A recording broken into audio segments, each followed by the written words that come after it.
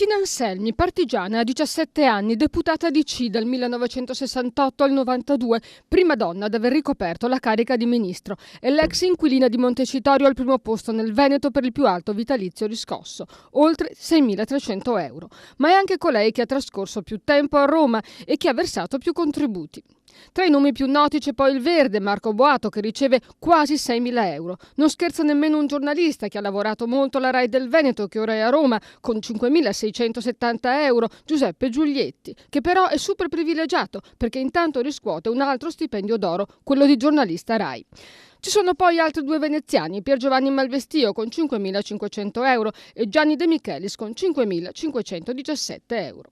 Su quest'ultimo calza a pennello il dibattito scatenato dal consigliere regionale dell'Italia dei Valori Pipitone, e secondo cui chi è stato coinvolto in un'inchiesta di corruzione e riconosciuto colpevole dovrebbe perdere il vitalizio.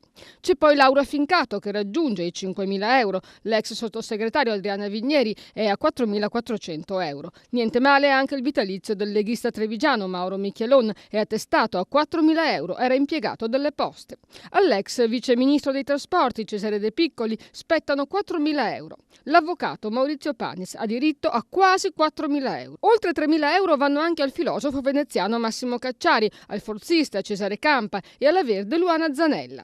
C'è anche un indipendentista, Franco Rocchetta, è ancora sui 3.000 euro, e poi ci sono due big che del vitalizio potrebbero anche farne a meno, ossia l'ex sindaco di Padova, Giustina Mistrello Destro, che introita 2.300 euro, e Dino De Poli, presidente della Fondazione Cassamarca, con 2.150 euro. E infine il vitalizio che brucia di più, il professor Antonio Negri, detto Toni, l'ideologo delle Brigate Rosse, alla cui coscienza si attribuiscono decine di assassini e che riscuote 2.000 euro, pagati con i soldi delle tasse.